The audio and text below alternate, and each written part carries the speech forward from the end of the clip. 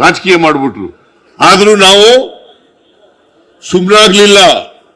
170 ರೂಪಾಯಿ ಪ್ರತಿಯೊಬ್ಬರಿಗೆ ಪ್ರತಿ ತಿಂಗಳು 170 ರೂಪಾಯಿ ಕೊಡ್ತಾ ಇದ್ದೀವಿ.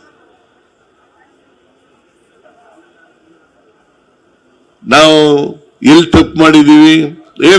ಆಮೇಲೆ ಈ ಇವರು ಬಿಜೆಪಿ ಅವರು ಏನ್ ಹೇಳ್ತಾರೆ, ಬಿಟ್ಟಿ ಭಾಗ್ಯಗಳು. ಏನಾಗಂದ್ರೆ ಬಿಟ್ಟಿ ಭಾಗ್ಯಗಳು ಅಂದ್ರೆ 2,000 ರೂಪಾಯಿ ಕೊಡೋದು ಬಿಟ್ಟಿ ಭಾಗ್ಯನಾ? ಬಡವರಿಗೆ ಫ್ರೀಯಾಗಿ ಬಸ್ನಲ್ಲಿ ಹೋಗ್ರಿ, ಆ ಉಳಿದ ದುಡ್ಡನ್ನ ಬೇರೆ ಬಾಬುಗಳಿಗೆ ಖರ್ಚು ಮಾಡ್ಕೊಳ್ರಿ ಅಂದ್ರೆ ಬಿಟ್ಟಿ ಭಾಗ್ಯನಾ? ಹೊಟ್ಟೆ ತುಂಬ ಊಟ ಮಾಡಿ ಏನಾದ್ರು ಬಿಟ್ಟಿ ಭಾಗ್ಯನಾ? ವಿದ್ಯುತ್ ಶಕ್ತಿ ಫ್ರೀಯಾಗಿ ಕೊಡ್ತೀವಿ ಅಂತಂದ್ರೆ ಬಿಟ್ಟಿ ಭಾಗ್ಯನಾ? ಯುವಕರಿಗೆ 2 ವರ್ಷ ಕೆಲಸ ಇಲ್ಲದವರಿಗೆ, ನಿರುದ್ಯೋಗಿಗಳಿಗೆ ತಿಂಗಳಿಗೆ 3,000 ರೂಪಾಯಿ ಕೊಡ್ತೀವಿ ಅಂತಂದ್ರೆ ಬಿಟ್ಟಿ ಭಾಗ್ಯನಾ?